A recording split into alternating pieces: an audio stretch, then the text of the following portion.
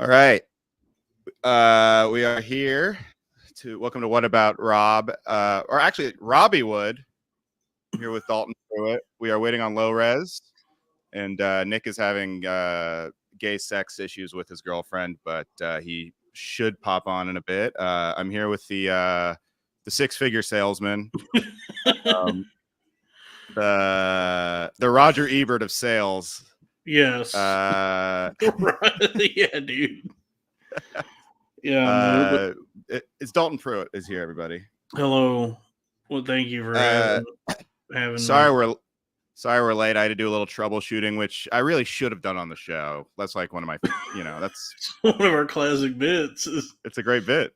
Yeah, it's fun. It's what they call verite. Letting the people see. Verite, dude. Yeah. They used to be like a thing people didn't do as much. Now everything is verite. Everybody wanted to see behind the curtain. They wanted to see behind the curtain so bad. There's no more curtain. It used to be kind of tay, and now it's verite. Yeah, it's very Taylor Swift. Yeah, dude. Dude, like that. No, dude, that movie. You ever see that movie, Man Bites Dog? Is the Kirk Douglas one? No, it's a Belgian movie from Bruges. Evil. You never seen this movie? There's only two kinds of people I don't respect in this world: people intolerant of other people's cultures, and the Dutch. No, I haven't. Yo, you gotta check. You gotta see. We got Lowres here. Hey, how we doing, fellas? Good. Hey, dude, thank you so much for coming. Dude, we were just sorry I'm late here. We were just about to enter your fucking wheelhouse, dude. Robbie has never seen Man Bites Dog. Oh, really? You haven't? Yeah, I don't think so. Because I was trying to tell Robbie that like the whole. Yes, I've not seen this. I've seen the cover though.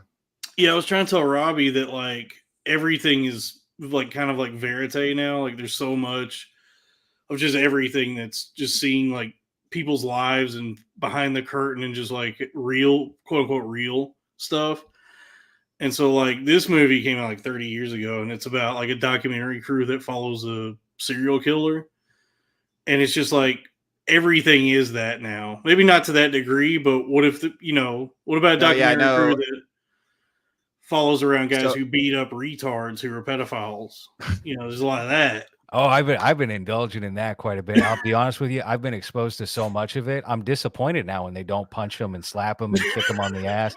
I see Vitaly doing his health, and he'll get the game. He'll get a little pump or whoever, and they'll crash through a wall. It's like candid camera now, and they do all these stunts. And I'm like, yeah, okay, but you're not hitting them though. You didn't slap. Well, where's the assault? Exactly. You know what they say? Fight fire with fire. Yeah. Yeah, some of those are really disturbing. You know who really bothers me is that kid who walks around with a bodyguard and like tries to Jack Doherty. Yeah, that guy. That guy's like Sam Hyde with like zero, like what Sam Hyde is doing, but with like zero artistic. Dude, dog, I'm telling you, I'm telling you, go watch this movie and you'll see the blueprint for all of this. Like just everything that exists now is just in this movie.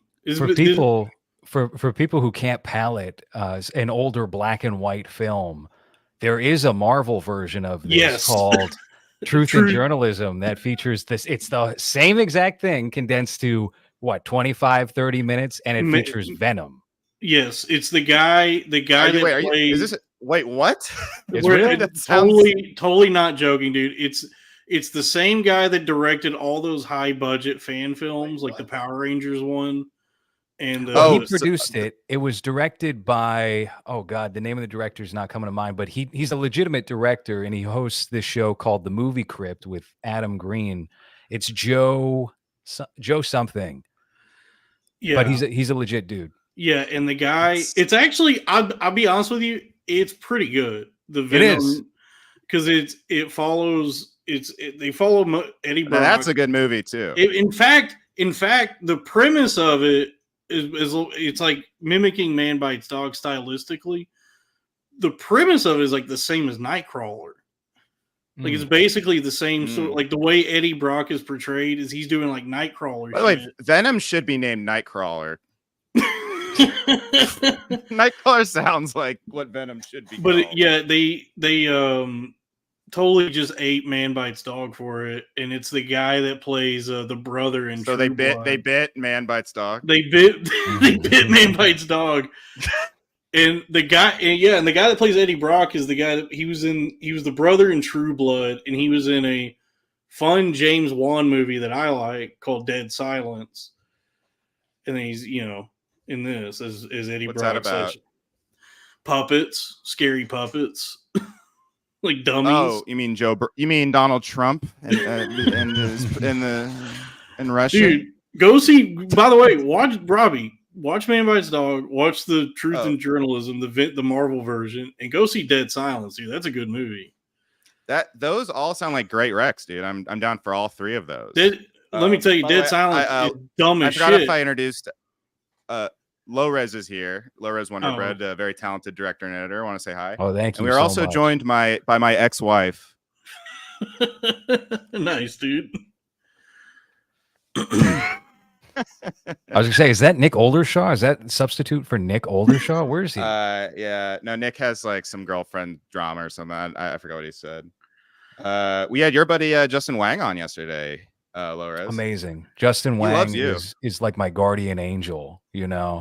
Anytime some of my numbers start to dip a little bit, Justin Wang just scoops in and goes, boom, here you go. All right, you're back. He's done that for me too. Yeah, he's amazing. And also all my so many of my Twitter momentum is purely because of him, and he just gave me a lot of good retweets in a row. Yeah, Justin Wang has done a lot for our careers. He's fantastic. He produced Mass State Lottery. He contributed like a decent chunk of money to help make sure it got over the finish line. So I owe him a lot, and I owe him a lot with my YouTube channel and everything else, because I'm pretty sure he was like the first person with a real following who promoted anything that I was doing. So yeah, I'm very appreciative to him, and I'm glad he's in the fold here and was on last night. He's a really cool dude. He's fun to talk to. It's so crazy how few people like reach down the ladder to help people out, and he was just like, I just like showing people cool shit. I was like, that's such an awesome ethos that you just don't see that much in like entertainment. I think because everyone's just like in both like the film world and in comedy, everyone's fucking psycho and kind of like looking out for themselves a little bit. Yeah. I don't know if that's your experience in the film world as much, Lowres. It varies. I think it depends. I think with comedy, it's a little bit different because you don't want to get usurped. You don't want to find somebody maybe like funnier than you and then give them the spotlight. And then where are you? You're kind of out in the cold. With film, it's more like you have flexibility to repurpose people and utilize people in different ways. So it kind of depends, right? It's more collaborative too. Yeah. So I mean, it trying to fight to get the same vision across within one project, I think that's much more common than like a collaboration between comedians occurring. I would imagine comedy is far more competitive. Yeah. But I think it sucks how kind of accurate that movie Funny People is, at least in the way they keep like stabbing each other in the back and fucking each other over. It's like, I think Funny People actually makes them look a lot nicer and willing to help other people out, like even as dickish as they are in that movie. Yeah.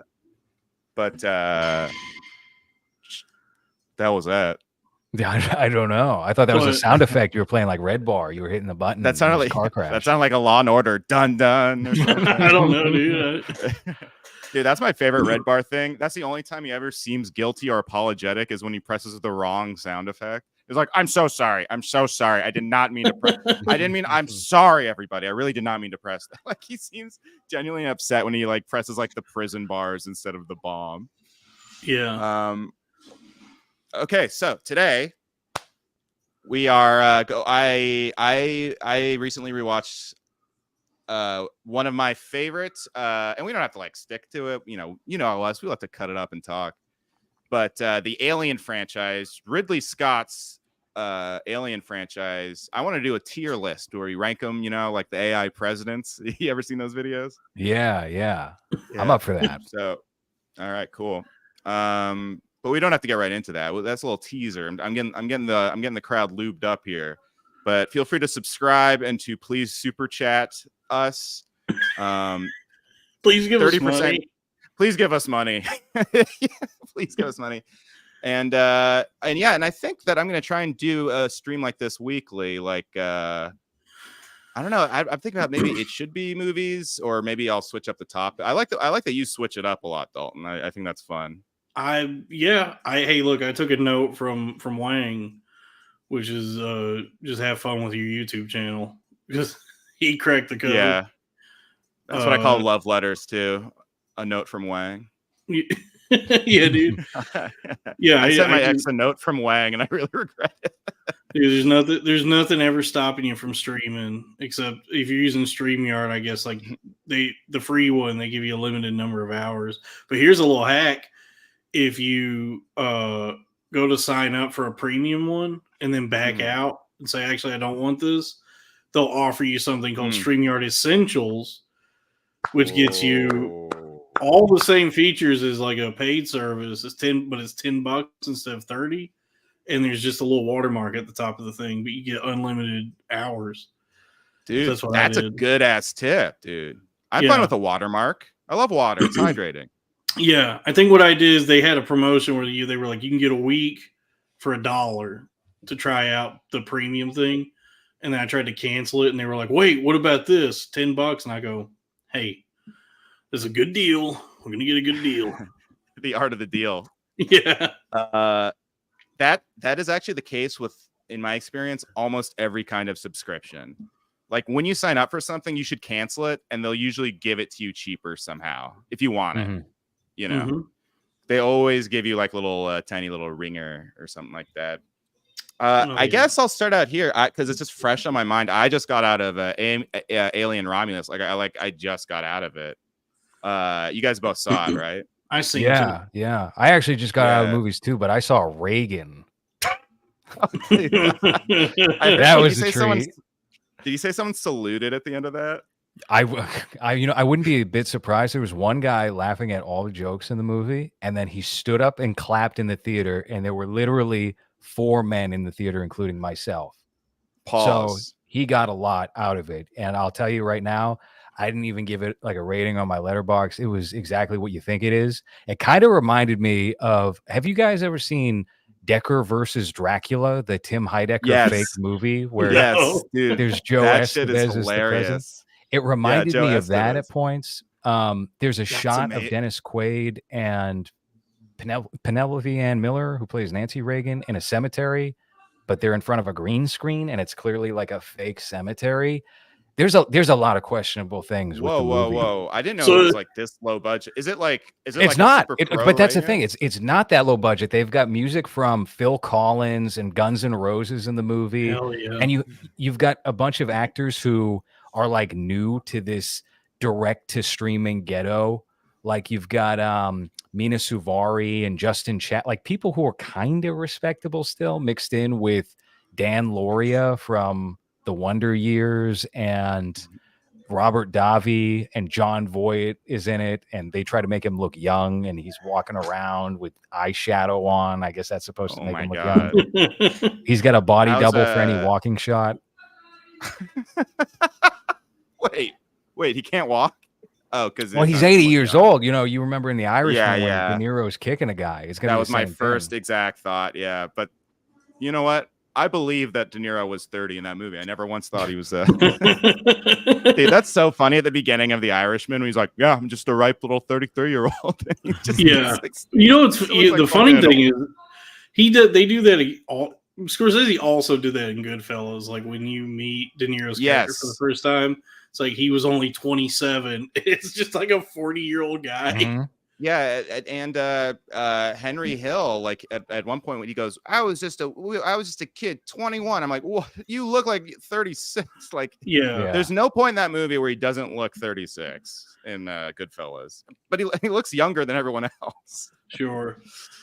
But was Reagan like a more of a propaganda? Was it like one of those that was like made by right wing, or are they actually like trying to make? Yeah, it is. It kind of feels like whoever wrote this script didn't have an understanding of screenwriting, and it felt more like a history book that was brought to screen. So you got a greatest hits of all the Reagan moments that you Yeah. would watch on like a CNN special or an A&E special.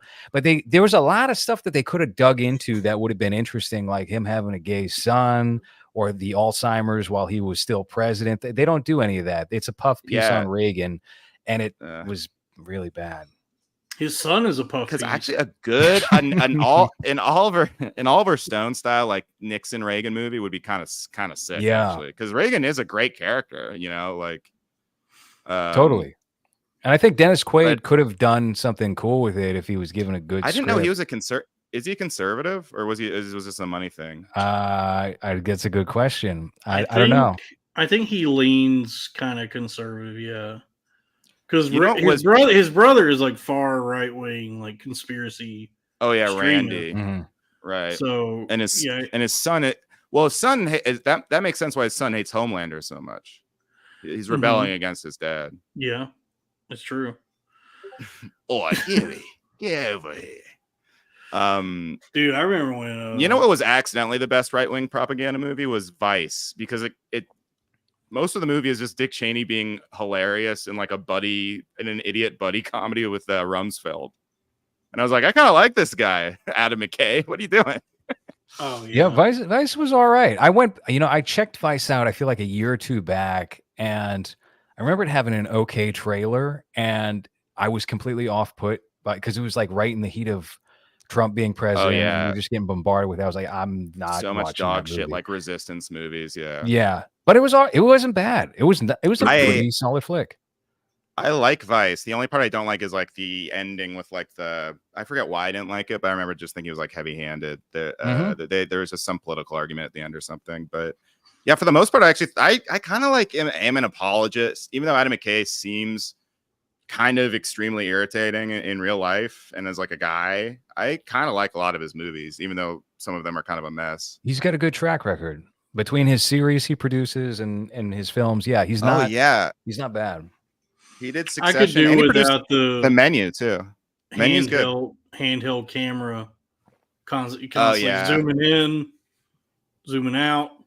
Yeah, that kind of like, I think that made a lot of people quit on both Succession and Winning Time, because the pilot has a lot of zoom ins and outs because he directs those episodes. Yeah. What was the best? That's actually a great question. What was the best Resistance era lib movie? Well, the worst one was The Post. I fucking hated that, but it is funny that Bob and David are in it. What is it? Wait, Resistance era. What are Resistance era movies though? Because what would that be? I would say it's like ones that were like, it was like directly made in the wake of Trump being president. That was like the Megyn Kelly movie. That one, I would consider like a Resistance lib movie. Yo, mine actually is an Adam McKay movie. It's Don't Look Up. That's a good one too. Yeah. I would. I feel like because in The Post that's like definitely one. Like anyone that's like, journalism is great and institutions are good and we don't want autocrat. You know, it's kind of wink, wink, nudge, nudging at Trump basically. In a way that's like. The one that comes to mind for me, I guess, would be Black Klansman, which I thought was solid until the last minute, where it's like literally Spike Lee being like, and look at all the bad things Trump has said for a montage for 10 minutes. Spike Lee is amazing at getting right to the finish line and just like doing the dumbest dance and like running in the wrong direction and like ruining. But I love him. I love Spike. Yeah. Yeah, so I just got at, speaking of Succession, Romulus. I had Roman Roy in my head the whole movie. Honestly. Yeah. I love Romulus. It was a lot scarier than I thought it was going to be, honestly. Really? Yeah, I found it very like scary. Dude, I and like was praying for something scary to happen. I was not scared at all during that movie. Really? You weren't scared at all? It did nothing about that movie. Not even when the black guy was on screen? Okay, well, fair enough. Yeah, I was pretty scared. I was like, oh, not when the woman was in charge of the technology. You know, I guess I wasn't considering all these factors. No, yeah, that's a good point. A black robot, was he about to start chirping? But yeah, I did not. That is actually so like change the if Mad batteries TV in this came black out, Android. if Mad TV was on right now, and there was an Alien Romulus parody where he just keeps beeping like a smoke alarm. Yeah. Oh fuck, that's so good. Hey Quincy, it's your cousin Marvin Jones. You know that new Mad TV sketch? So I think here's might be why. I don't think any of the other Alien is one of my favorite, if not maybe my favorite franchise, just because I think all the movies I enjoy something about them. But the other ones are not. There's not as many like scary moments, except for in the first one. The rest are kind of like a mood piece. It's like it's a lot of like suspense. Yeah, it tries to embrace the whole aliens action dynamic of it, and maybe that's just what you have to do once the alien becomes iconic, like Nightmare on Elm Street, going gradually comedy. The more you got Freddy in those films, I don't know. The first one I think still works the best for me because it's not even really the alien that I think is creepy or eerie about it. It's a lot of the unanswered science fiction questions. Like you have the giant engineer that they find, and then they try to make sense of it in Prometheus, but it's like the size difference isn't quite exact to what you saw in that movie, and it's they kind of fuck it up a little bit. But I think it's definitely still pretty potent even today. And in the first movie, I think Alien is it's an amazing franchise because if there was only the first movie, it would be perfect. And it's not a perfect franchise, of course, but the rest of the movies expand on it in a way that's like the world that is built is also really interesting and cool, but it also works as just a self-contained, like it's basically Halloween in space, kind of, you know. And Sigourney Weaver is kind of hot. Yeah, I mean, kind of, but it's like the villain in Halloween is Michael Myers. It's pretty straightforward. Yeah. There's just he's an evil guy. He's a guy. Yeah.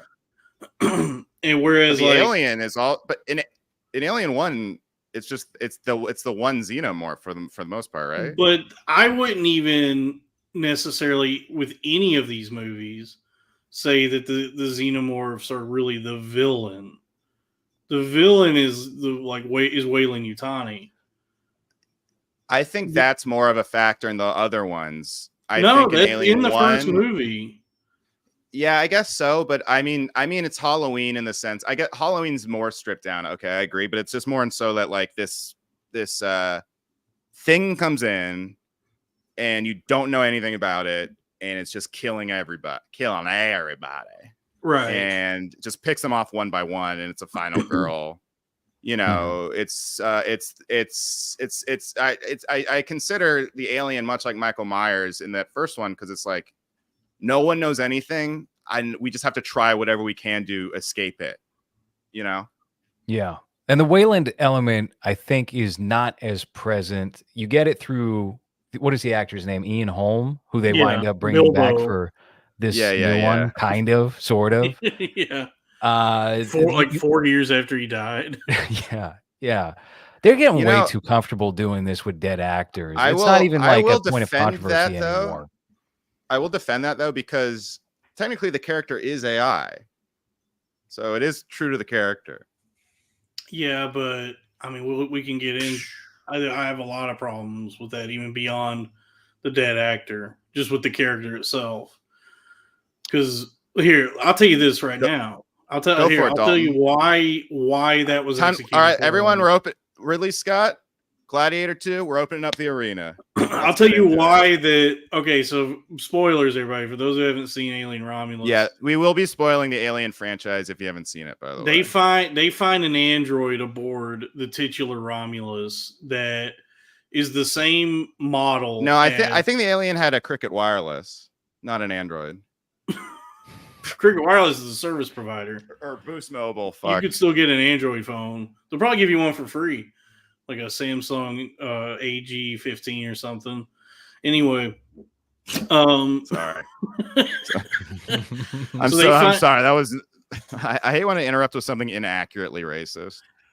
Don't inaccurately. So And they find the kids, the space Goonies in this movie, the plucky youths that star in this movie, find an android aboard the Romulus that's like he's been cut in half, and they kind of tease it like he's clothed in shadow as the camera pans around, and you're wondering who is this android, and then we focus in, and it's the same model as Ash from the first movie, played by Ian Holm, and they do like but Olivia.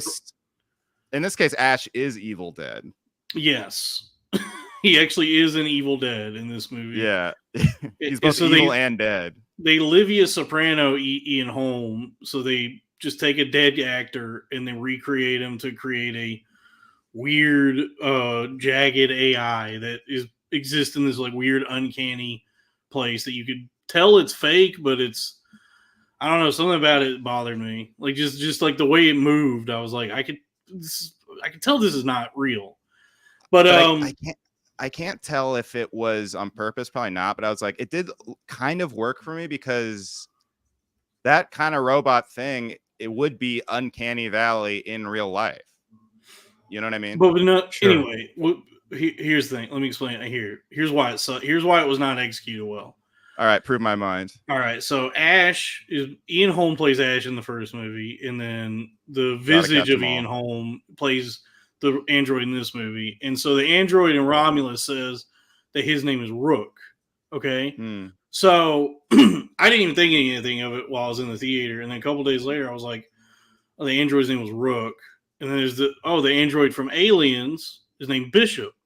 Now we're playing chess. However, if we are to invoke Bishop, Rook, chess for these androids, then why is it that the model that's the same as Ash is named Rook as a reference to Bishop when you could have just gotten Lance Henriksen to be this chess themed android? Or if you're going to try and reference something from a previous movie, which only exists for the audience, it's just like a wink to the audience. Yeah, the winking seemed very out of place, because none of the other movies are like that. No, they were kind of. I feel like they a little Star Warsy. Yeah, it's almost like they knew that they were trying to they were going for a different audience than whoever has been watching these Alien movies up to this point, which is I think why they went with it was not. They were trying to get the Marvel people, I think. They're trying to get the fucking the clown crowd, because it's all kids, and it's like it's like the same Pennywise kind of thing. I think that's kind of there's a gradient where it meets Stranger Things meets Marvel, and it's all kind of the same general, because this was not intended to go to theaters originally. This was supposed to be dropped on Hulu like Prey was. This was supposed to be a Hulu. Yeah, that I gotta say, great this was in IMAX. Great on the big. It was in the big screen. It was amazing. I actually thought they pumped like $200 million into it. It looks really good. Like it's shot really pretty, and the effects are cool. So wait, there's Bishop and Rook. Yeah. So if Chrissy Mayr was in it, would she be Knight? Yeah, dude. Sure. Yeah. But Romulus just like it's weird because I like Fede Alvarez. I like his hey. What? Fede Alvarez? Oh, I like his Evil Dead a lot, and I think he yes. He's good at making a movie look cool. But I thought like the script for this movie and these characters, and there's like so much of it to me registered more as like a fantasy adventure movie than like a sci-fi horror thriller. This was definitely the most bland cast of characters they've had probably since the third movie. I think they were all forgettable immediately after walking out of the theater. The black robot was pretty good. The black robot was the only interesting character. I didn't give a fuck about any of those kids, dude. The main one was just Ridley, but younger. And everyone else was just like, okay, I mean, whatever. Ripley. Oh, sorry. Believe it or not. But I found it to be like, I completely disagree. I found it to be like a lot of true scares and jump scares, which I don't think any other Alien movies really do as much. And I found once they step on the gas, I was like, fucking, hey, can we chill? Like, I was stressed out. Once fucking Slender Man comes in. Oh, that's the movie to me, is that last 10 minutes in the theater. Because they're constantly teasing the pregnant Latina. There's something wrong with the pregnant. Something is going to happen with that baby. And they're doing otherwise the Zack known Snyder, as a Latina.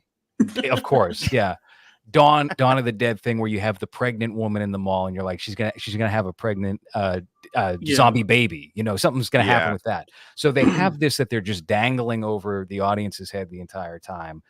And I kind of liked and kind of felt it was lazy, and they were showing him just enough, and then they showed him a little too much. But the Slender Man engineer, that scare though, when she's going up the rope and they cue the music like it's all good, and then he just that's drops the only part in this movie that gave me a titter was when he leaps out and it's like a POV shot where it feels like that. It feels like that game PT. Oh, and I disagree. I haven't gotten scared in a movie like that in a while. Nothing about it was really scary to me. I feel like they kind of undercut the xenomorphs proper too. You got a lot of the face huggers. You got Slender Man at the end, and he certainly left an impression. By the way, the action figure, I don't know if you guys can see that, is so lazy. They just literally threw a head on that literally looks like Adam Silver, the head of the guy from Get Ready to Learn Chinese, buddy. You know that meme? Because the atmospherically, I thought the way the xenomorphs moved was the coolest since I guess since the last time they were there. I thought they looked cool, like when they're all floating in the air and she's doing Halo. That scene was cool. The zero gravity. I did like the zero gravity shit because like anytime I watch when the alien caught her with the tail and just like got close, I was like, damn, this is it. This is the alien I love. Just like it getting way too close to her and like doing the little thing. I do always, I'm glad that they addressed the zero gravity because in every other alien movie, I don't really have too much of an issue with this, but you're just supposed to tell yourself like, oh yeah, they probably have like some kind of gravity drive, probably have like something in the ship that's giving them gravity. And it was cool. There's, now that every movie costs so much, they have all this technology that they were able to do zero gravity. Yeah. Mm-hmm. So I will say this also. Even though I am raving about the scares, and I legitimately was. I guess I think my expectations were low because I just saw a lot of people say that it was mid, and then I was like, "What the fuck? That was actually really fucking scary." No, I mean it's a country mile better than Alien Resurrection. I'll tell you that. Oh, we're gonna get into that, but I think that he did a very similar thing to his Evil Dead remake, where he made it actually scarier. But he removed a lot of the personality and like things to chew on about that make the series because this one felt the most like a studio movie besides the Alien vs Predator ones. Yeah, you know what I mean? The stuff that was like interesting in this movie that none of the other movies have. I guess maybe they've explored to some degree, but in all the other movies, the world that exists under the heel of the Weyland-Yutani company is kind of in the periphery.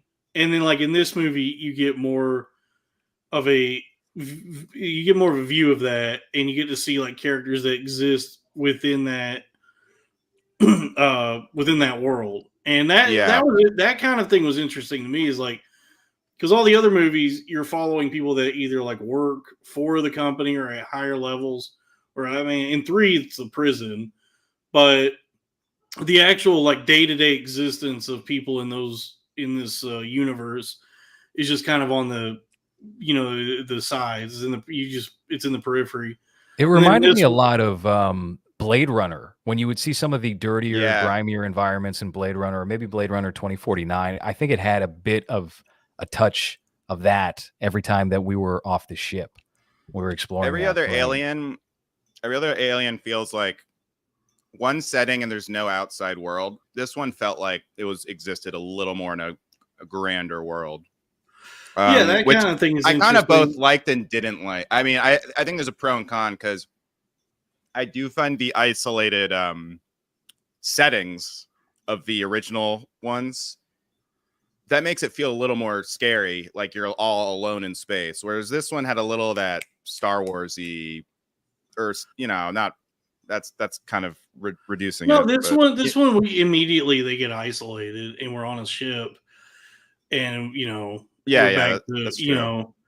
But then tonally the movie felt kind of inconsistent there, because it starts off like the movie starts off like almost like the Goonies, where it's like young, disparaged, disenfranchised youths who are like, we're going to go on an adventure to save. Sorry, real quick. Krakamiko says, what about the Tony Casino morphs? Hey, I'm not an alien, but I'm all in. Jackpot.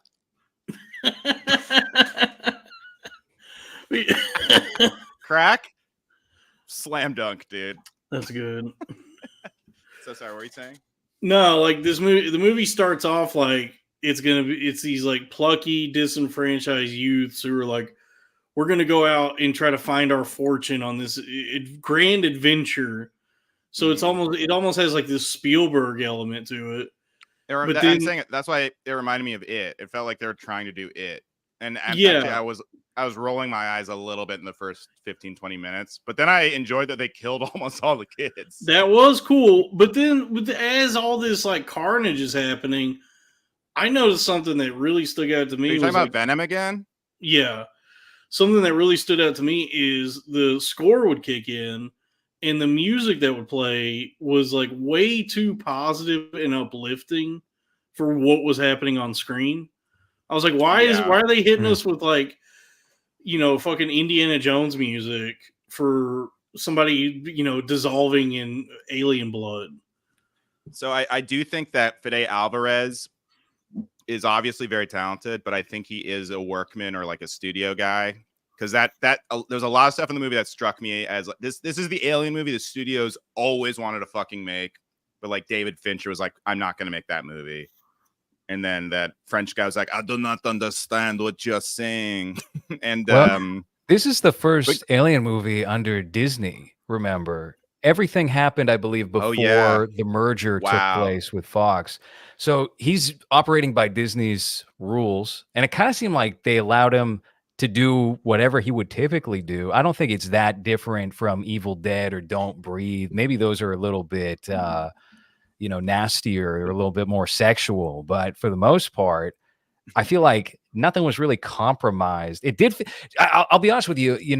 I think they took too long setting up these characters that are killed off immediately and don't really have strong personalities. And then everything with the horror that followed felt like an amusement park, like a Universal Studios ride version of Alien. And sometimes it worked, sometimes it didn't work. Like I said before, I think the xenomorphs were a bit undercut, except for that zero gravity sequence. But they didn't really. He didn't seem to aspire to do anything new until you saw that weird hybrid at the very end. Yeah, and that's an interesting idea with the hybrid. I don't know if this is what they're going for. I think that's a really good. Sorry, keep going.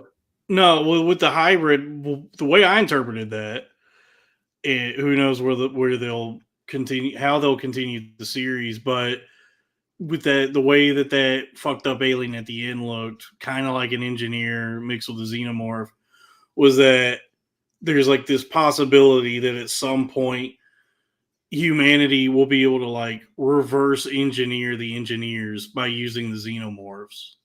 Oh God. It was so that I don't even know if that's what he was going for, but that's how I like interpreted that. I think that's good, Dalton, because I don't know why. I honestly haven't had quite enough time to chew on that or this dinner, but I I do. Did you do think, Panda Express of It's all so the funny Chinese to live in New York and get Panda Express. It's so funny. everything was closed. First of all, I like Panda Express. It's their grilled chicken. It's their grilled teriyaki chicken. I like Panda Express when I'm out in the middle of fucking nowhere, dude. Well, I only had like 15 minutes from when the movie ended to setting this up, so I just had to get something quickly. Look, I'm not gonna. Hey, I love Panda Express. It's just such a funny. I love movie. Panda. I also genuinely enjoy Panda Express. It's not like here's the thing. This isn't a covert stealing- Panda Express sponsorship that you're sneaking into the show tonight. Oh, hold on. We have an ad read. Hey, Oh, do you like your Chinese food served by black guys? Go to Panda Express. I don't think Chinese and Mexican are two cuisines where like the floor and the ceiling are not that crazy, you know. right. You know They're what I both mean? covered in grease. The floor and the ceiling. Yeah. I mean, it's just so funny to go to any chain restaurant in New York because you have like 1,000 different options wherever you are, and it's like, no, I'm going to Panda Express, dude. Hey man, sometimes you want to rock with the panda. Just bear with me, Dalton. Panda bear. It's a bear market. Oh, dude, You kept talking about bear markets, and that's why I went to bear Panda Express. market right now. Dalton, dude. what is that stock you keep posting over and over on Twitter where it's up? I'm and in. it's down, I'm in and on a few different stocks. The one that I was, all right, the one I've been in on for a minute that I was really banking on to help me reclaim my losses is Maxion Solar Technologies. Looks like I fucked up on that one. You know, take another mulligan, right? We'll see, but you know, now I'm in on another one. I got a few different positions I should have closed out a long time ago. But hey, I'm figuring it out. You know, they say scared money don't make money. yeah, I put all my money on Walmart. That would be smart, actually. Like buying like an actual company. Yeah, is smart, not some like a Chinese solar panel manufacturer that you never heard of that just dropped from like $60 a share to 10 cents a share. Yeah, being like what a deal. Recommended to you by like a guy with like an AI Donald Trump profile picture. Yeah, recommended by like 10 different guys who are just trying to sell you a subscription to their Discord. Who are just like, hey, how much is it? I think they charge like these guys charge like $20 a month, and you get early access to their stock tips. Krakamiko says, Panda Express, wake me up when it's Pete and Chris. Yeah. You know, Crack, I will wake you up when it's Pete and Chris.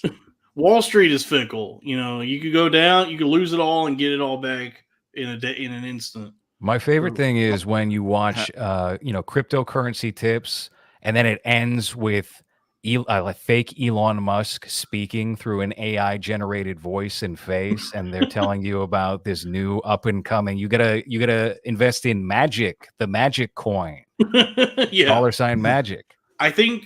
Well, the thing is, some of these guys, they're just combining things that certain autistic guys love: Elon Musk, crypto, and AI. Yeah, and look, far be it from me to try and give financial advice. You know, this is not financial advice. But I think what is smart would be to try and figure out a way to make money. Try and figure out a way to make money doing like an actual job, like something that's more stable and something real. Oh, like something Chrissy Mayer would do, something stable. Yeah, because sure, you can make a ton of money on the stock market. You could also lose a ton of money, but then it seems like the people who exist in the degen mind space for too long, where they're up and down thousands of dollars every day, they're all insane. So it seems like it is not beneficial to your overall mental health to make $100,000 in a day and then lose $50,000. Or I don't, I've never made. No, that much it money. feels like slow burn gambling. Yeah, it is like a little bit like that anxiety. Yeah. But it's way more like high stakes because. For there to be any chance of any real money, you got to go in heavy. So that way, when something jumps up a couple pennies, you're like, thanks for the advice, Dalton. Yeah, it's a financial advice. So that way, if you go in on a 23-cent stock, if you drop like a few thousand on it, it jumps up a few pennies. You just made $1,000, but you gotta be willing to bet like thousands of dollars to do that. So it's whereas if you go to a casino, you could just you can make smaller bets at a casino. But hey, that's the high stakes. Unless it's Tony Casino, because then every bet's the sure thing. Well, we're here to talk about Tony Casino is this alter ego that I'm working on. Crack, by the way. Yes. So I wanted to do this. This is a very I actually enjoy watching these. This is one of the few streamer things that I'm like, I want to try that. So I made a tier list thing. The first tier, the one I shed when Hillary Clinton or when Joe Brandon stole the I don't know, fuck. What just happened? I think we lost Robbie. We lost Robbie, dude. Dude, the aliens never went to Vegas. Leprechaun went to Vegas. Leprechaun did go. No alien yet. He did. Dude, that movie is amazing. By the way, it's funny you mentioned the Vegas Leprechaun movie because the other day I thought of a stand-up bit that would have crushed 30 years ago, I think. Oh shit! Are the super chats off? Why does YouTube keep fucking doing this? Oh, that's why you're not getting super chats.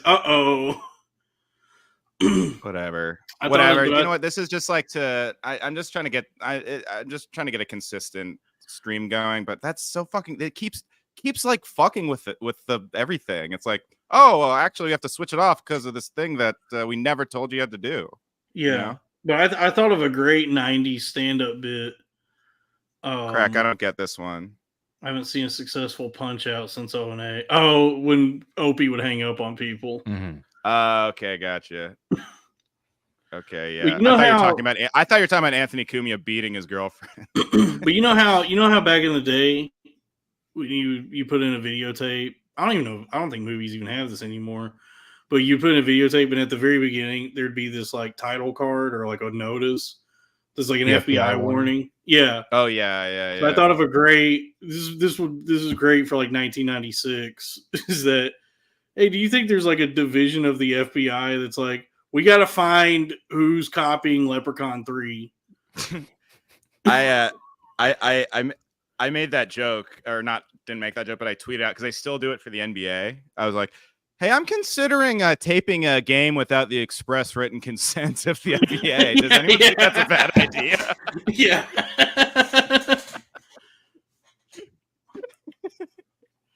All right, we got this tier list. Once again, the first tier was one I shed when Joe Biden got elected. Boom. All right, let's start with Alien 1. I mean, come on, right? For this list, S tier for certain. Yeah. Oh, would you not objectively get? Because I consider Alien to be like one of the greatest, up there with The Shining for me. You got a super chat. What? Really? I don't think they're turned off. I think people just don't like this. No, Drew said he couldn't super chat, and I know he would love to. Oh, he might just be too drunk. Is good. Prove your mind. Okay. Punch out was when a caller would try a joke to start the flubber bomb and just hang up like, oh, that's funny. Yeah, cool. I'm a genius. So wait, let us know, are the super chats working, people? And Drew, are you driving Yeah, Drew might just be too drunk to figure out how to do it. He somehow, like, if this is the first one he's ever been too drunk to figure out how to super chat, then I truly am a loser. All right. Yeah, Alien is S tier for slime because they're so slimy. That's so true, Dalton. They are very slimy. Yeah. That's a little xenophobic of you, though. And go on ahead and put Alien 3 up there as well. Oh, I'm going to argue against this one. Yeah. All right, wait. I want to hear Lowres' take on why Alien isn't an S tier movie overall. Well, I don't know if I'd consider it S tier for like the horror or science fiction genre. I'd put it in the A tier maybe. The S tier, I think that's got to be a very elite tier. That's, in my opinion, that's probably like The Exorcist and Jason X. Yes, Jason Goes to Hell. Jason Takes Manhattan. Jason Goes to Manhattan. Yeah. Jason vs. Carrie, Dawn of Justice. Mhm. But I just feel like Alien is so influential. I would put it in that tier of like, first of all, the tagline is iconic. In space, no one can hear you scream. And also, I just feel like it's so influential, but it also holds up really well and sometimes better than a lot of movies that it has since influenced. I would say that what makes it great, perhaps maybe S tier, is a lot of the cues that it takes as a like spacefaring sci-fi movie from 2001, which is that you're following this one story, right? And then you get sort of glimpses within this movie of all these different elements of this world or what's going on that like paint this bigger picture, but they're like a lot is not explained to you. There's just there's a lot of things in this movie that are like hinted at or suggested or like mentioned that you then kind of like can ingest and then fill it in yourself, and it creates a sense of this huge bigger world. Like yes they don't even say Weyland-Yutani in this. They just say the company or the what people refer to as the space jockey or the button room. What's all them buttons for? What are all them buttons for? What are all them buttons for? It's all that kind of stuff where you just articulated exactly what I could never put into words, but that's so true. Like George at things that, And George Miller does this really well in the Mad Max movies, where he'll show you something that you go, "What the fuck was that?" And then he's like, "Don't even worry about that." And then you just get to feel, there's this grander story that exists that has been thought out to some degree, but it creates this like atmospheric quality that is more intriguing than if you just like had everything explained to you. Yeah, I think that is absolutely the key component to what makes any of those movies successful and lasting and eerie and hold your interest as a viewer. Things that, The Shining has similar components where it's like, well, why is there a dog man sucking off a butler in the hotel? And you know what's funny? That's explained in the book. Yeah. Yeah, there's a whole chapter, like paragraphs where Stephen King goes out of his way to explain that to you. Mm-hmm. And Kubrick was like, his genius was, I think this is more effective if it's just like a guy in a dog costume sucking a dude off without any of the explicit like debaucherousness of the 20s being explained or whatever. I think the modern King horror desperately filmmaker needs an editor, and Kubrick was like the best editor for him. Yeah, I mean, just to put a point in real quick, I think the modern horror director is so concerned with over-explaining all of the creepy, like strange elements. If you watch a James Wan movie, he is definitely somebody who's complicit in doing that in The Conjuring, and Insidious is maybe the worst in terms of illustrating, here's what the supernatural here is, and Paranormal Activity. All those movies are very fun up until the end where they try and make sense of whatever is happening. That was my beef with Long Legs. I was like, by the end of the movie, don't spoil Long Legs. Okay, but it sets up. I think Old is also another bad. If they just never explained what was going on with Old, it would have been kind of a cool movie. Well, with Alien, you get this idea that there's this monolithic, enigmatic company that these people work for that sent them on some mining mission that's not really their mission, and this company knows about whatever this alien is that no one's ever come in contact with. They know about it. They want it more than anything. And then there's a room full of buttons, and it's all, it creates this like almost like this abstract art piece that you can kind of get lost inside of within this movie. And then you have the actual characters and story that plays out, which is that of the xenomorph stalking them on the ship. So that's like at the foreground. Yeah. And then in the back, the horizon, if the horizon is on the bottom, it's interesting. If you know what I mean? No, I know what you mean, Dalton. I think you proved my fucking mind, but you like said something that I've always like wanted to because it is similar with Mad Max. I love that kind of thing where it's like they're hinting at a grander world, but they don't hold your hand through it. And it works on its own if you don't know anything about the greater world.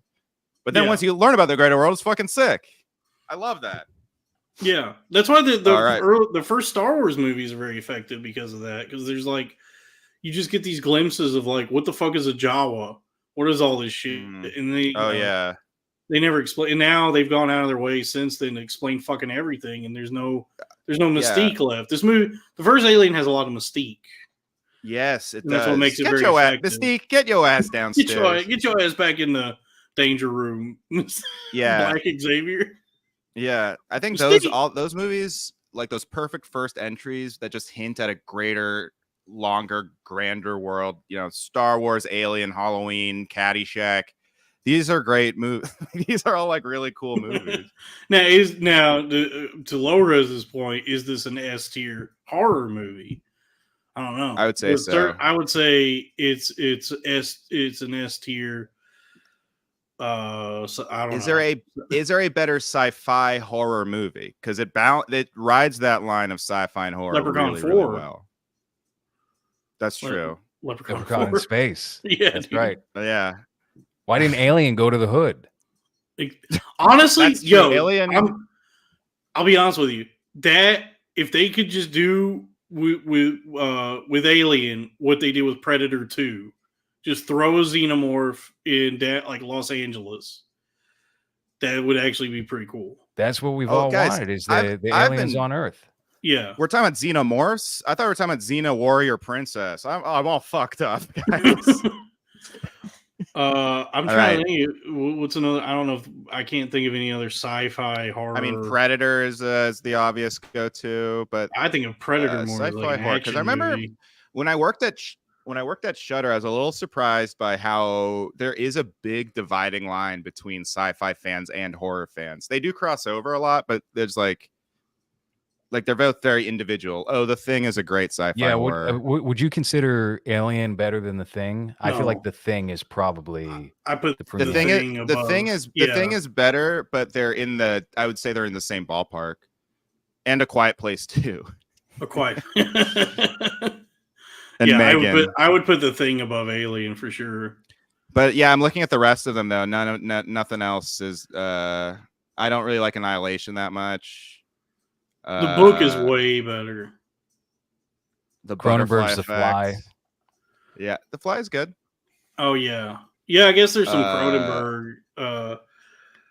Yeah, the Cronenberg. I mean, movies. I guess it depends on what you mean by because, like, I guess technically most horror is sci-fi, but I just feel like the space element gives it a firm sci-fi feeling, like you know, in a way that makes it feel like it does both genres really, really well to me. You know. Well, hey, in terms of the Alien franchise, I would put the first one in the S tier. Yeah. So next up is Aliens. James Cameron. By the way, I rewatched this recently. This motherfucker loves the color blue. Yeah. Yeah, I'd say it's So, all right. I might put it in B, to be quite frank. Yeah, I wish Nick was here because Nick said something that I've always Nick would put it in like D on it. He does not like Alien. He's not a fan of Aliens. He said I partially wanted him here for this because his ranking of the Alien franchise is fascinating. It was really. I really wanted to know more about his thought process. I told him, I texted him, I was like, putting Alien Resurrection above Aliens is nasty business. That's crazy. That's upsetting. I can kind of see where he's coming from with Alien 3.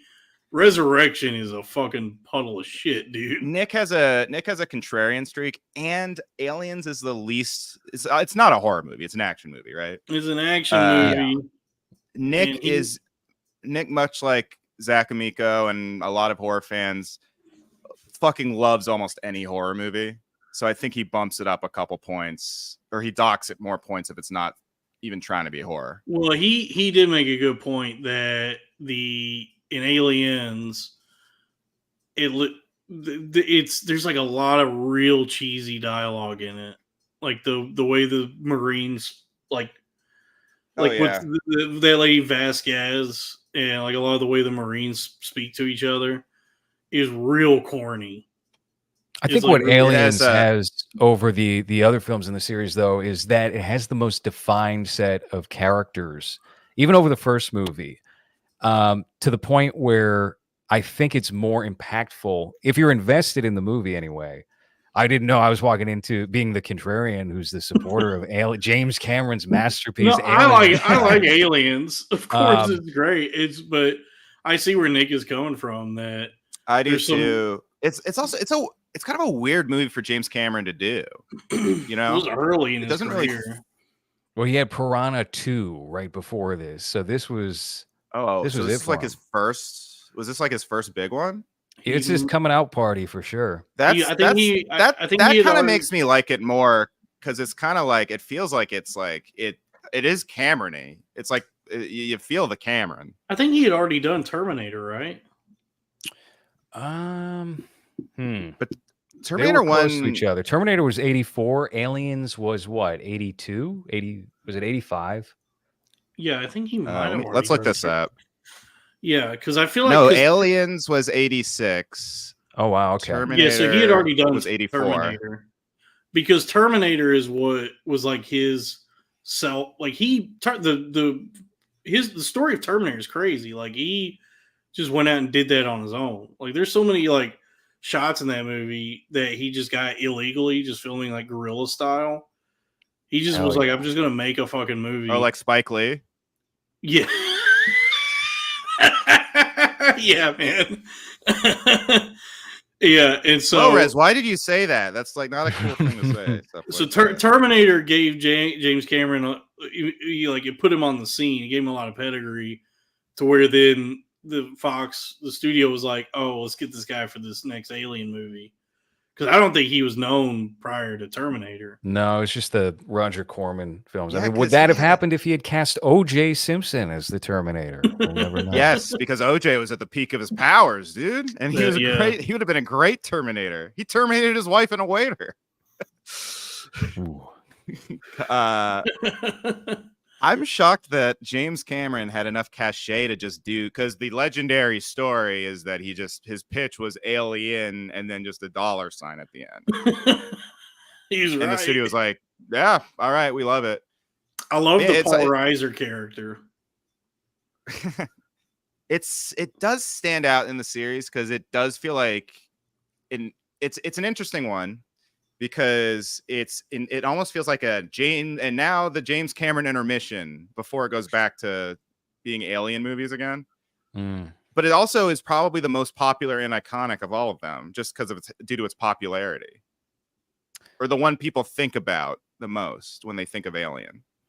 I wonder if that's faded a bit with time. I would say like 10, 20 years ago that Aliens had the most iconography to it, that it held up in pop culture, because there's so many lines from these, like Bill Paxton's character and Yeah, you get bitch. away from her, you bitch, you know. Yeah, But I feel like the reverence for that first Alien movie has come out on top. yeah. The further away from it we get, and maybe something that might have something to do with the fact that James Cameron's lifeblood as a director has just been Avatar movies that take 20 years to come out.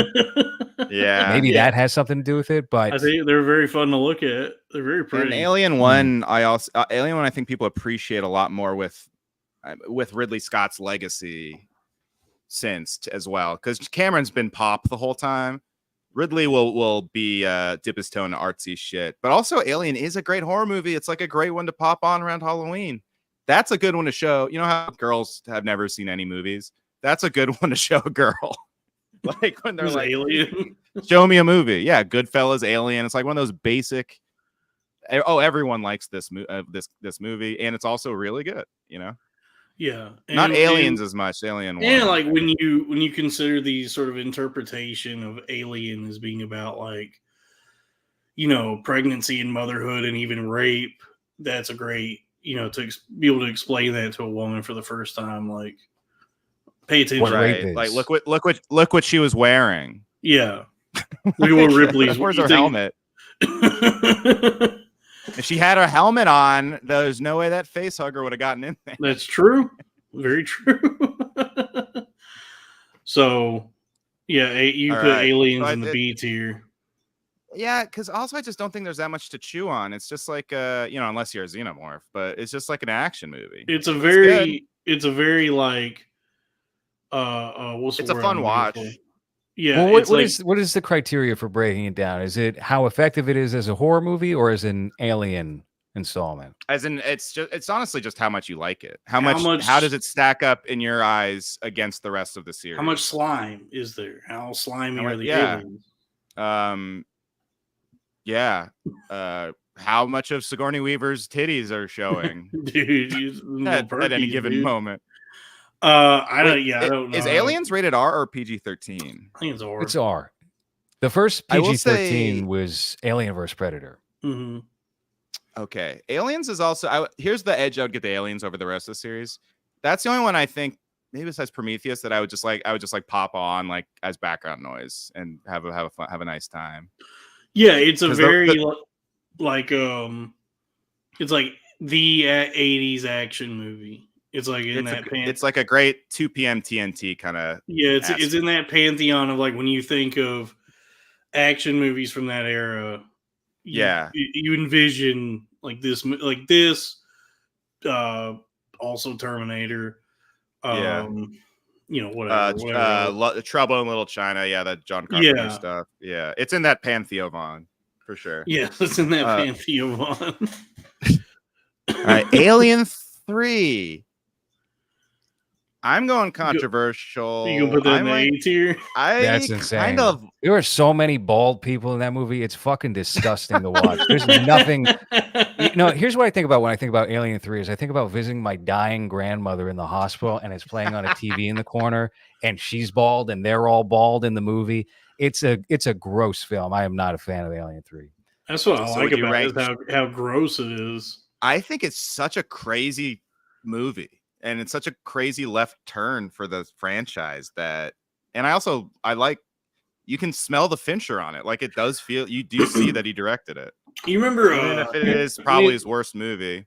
Let me put I'm going to pop it down to B actually. No, put it back in A. Let me put here's how I conceptualize it.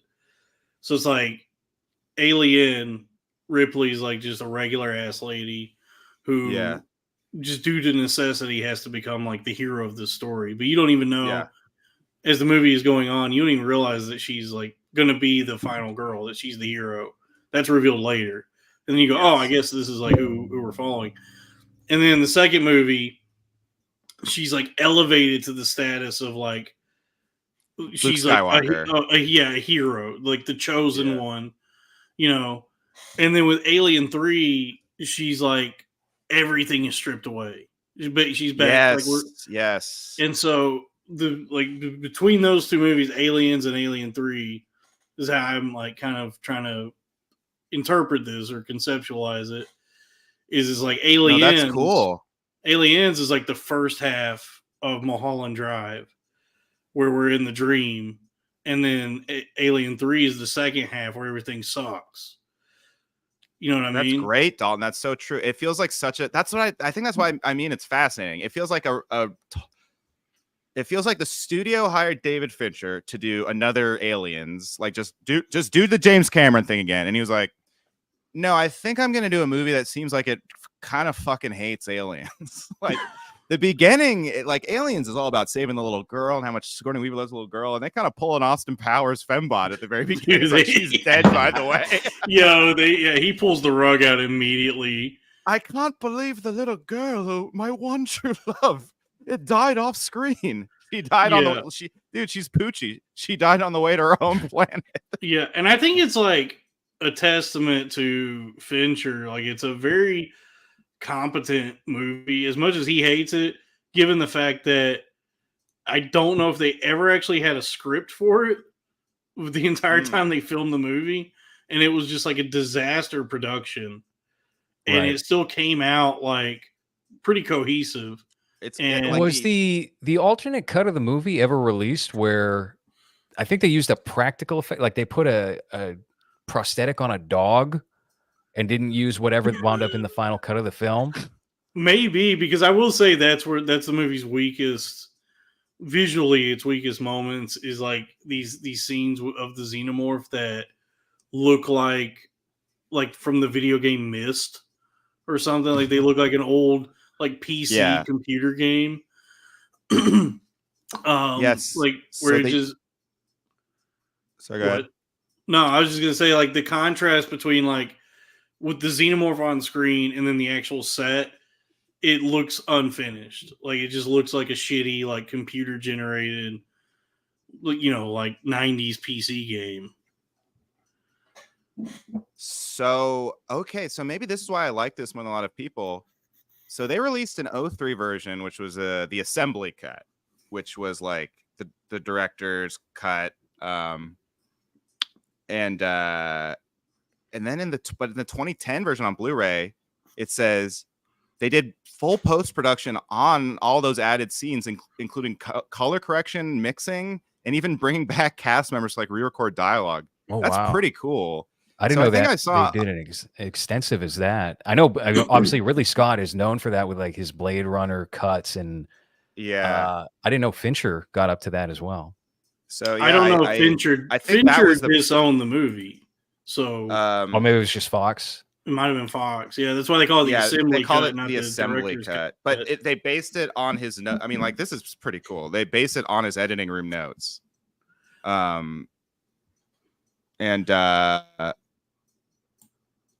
mean, yeah, this is great because you know what? This was like prime.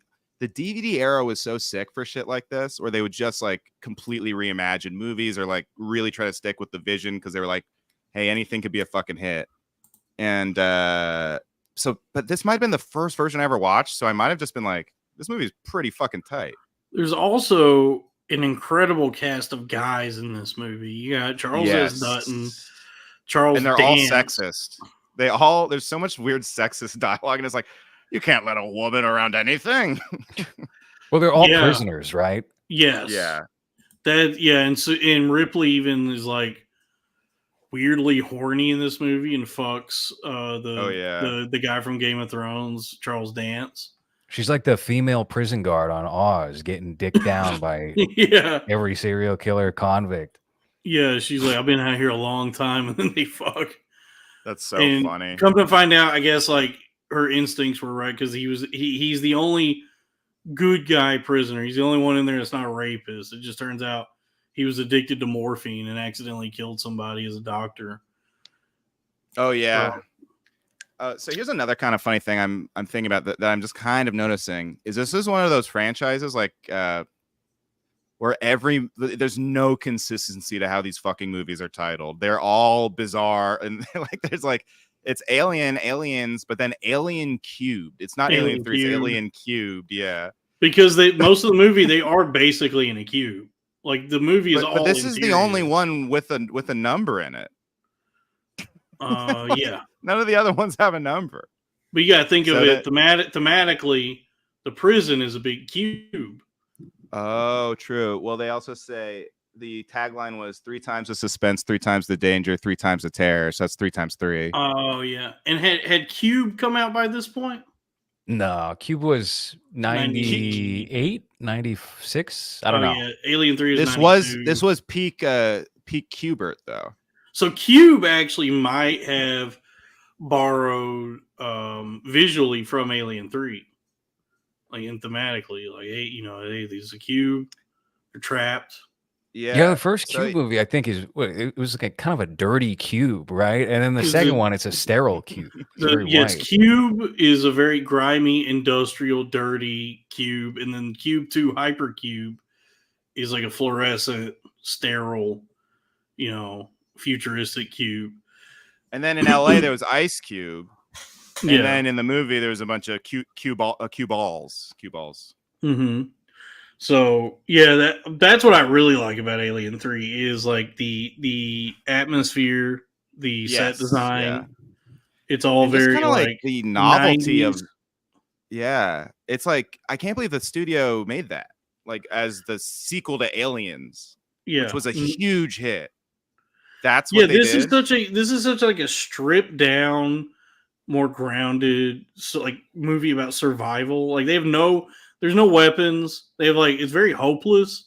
It's a movie about people who are like kind of accepting death. Like they're like, oh, we're actually not going to make it out of this.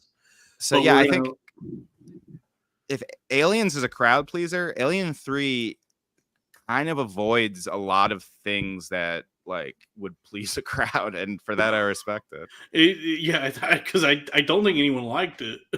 Yeah, I think it's a turd movie. I think it's ugly and horrible. So, Lowres, you don't have. By the way, feel free to chime in if you. This is the arena of ideas. So, well, I would. Here's what I would do. Here, if I was in charge of this list right now, you're going to see Alien as A. You're going to see Aliens as S, and you're going to see Alien 3 on the D. I mean, honestly, I might not even put it on the list, but I'd put it on D tier. Okay, I get where Lowres is coming from. I have a soft spot for movies that feature a lot of thick, rusted metal and foundries. I think I also have a soft spot for big swings and auteur-driven shit, and and especially when it comes to like a studio property. So I give this. So I haven't seen it in a while, but I pretty much remember not liking Alien Resurrection very much. We can agree on this one for certain. Alien Resurrection is a big old piece of shit. And the fact that Joss Whedon is behind, like, a French man interpreting Joss Whedon's dialogue, it's like, what are we doing? No, it's like watching an episode of Buffy, but in space. The one thing I'll say that's a positive about Alien Resurrection is I think the characters in it leave more of an impact on the viewer and leave a lasting mark than say something like Alien Romulus, even if I thought Alien Romulus was a better film overall. Like I can still, it's been a long time since I've watched Alien Resurrection, but I still recall the little midget pilot being partnered with Ron Perlman and him screaming. And then you got Brad Dourif being a creepy weirdo guy who's building hybrids, aliens. And Joss Whedon is pretty good at character. I will give him that. And for how bad of a movie it is funny that there are memorable sequences that I also remember. It's extremely bad. And what the cardinal sin it commits, and this is Joss fucking Whedon, is that what makes Ripley a compelling character for the first three movies is she's just some lady who kind of got like thrown into this situation and who, but she's just like a regular woman. And then with Alien Resurrection, he turns her into like Space Buffy. She's like a superhero in that movie. Space Buffy. Which is like so frustrating that he creates this like unkillable superhero version of Ripley who is the franchise is about survival at the end of the day. Yeah, but that just like bugs me to no end, that version of the character where it's like before she against her own sorry, Krakamiko said Cuba Gooding Jr. Of course. Yeah. where before she was forced into a position where she had to like try to be a badass. Yeah. But she was really like in the first movie just like a stickler trying to make sure everybody was safe or whatever, and then she just kind of was thrown into this situation where she had to figure out a way to survive. She's just trying to survive. She's like, And then with Alien Resurrection, she's like part xenomorph and has powers where she can like, she has like escape to witch mountain powers with the xenomorphs. And he gives her acid blood that there's a scene in the movie where she uses her acid blood completely unnecessarily, where she like punches. She has super strength somehow. Also, she punches through that control panel. The more that you're describing this, the more I'm like, oh yeah, this movie fucking sucks. Yeah, she punches. So annoying. She punches through like inch thick metal to get into the wires in the wall, and she's trying to like just shut down the power for that section. And rather than just rip the wires out, she makes a point to cut her hand on the metal so she can rub her acid blood on the wires. And I was like, why wouldn't you just rip the fucking wires out of the wall? Why'd you have to make a show of it that, we know. We saw it earlier that you also have alien blood. It's a frustrating fucking movie. Joss Whedon. They I- also part he of me also thinks has he's a like a. there's a Catwoman basketball scene in Alien Well, Resurrection. that's cool. Yeah, remember the movie like that. Catwoman where she plays basketball and The she's Halle like Berry hooping? one. Yeah. This had a decade prior to that movie. They do that in Alien Resurrection where Ripley, there's a basketball court on the ship, and Ripley's hooping and fucking breaking ankles on the spaceship basketball court. Well, also 1997 is one of the most cursed years for movies, especially franchise movies. You get this, you get Batman and Robin, you get Steel. There's so much shit that comes out in 1997. It's remarkable. Things got movies real recovered. silly. And it's funny you mentioned Batman and Robin because I know Schumacher was trying to recreate like the sort of Adam West TV show with that movie to some degree.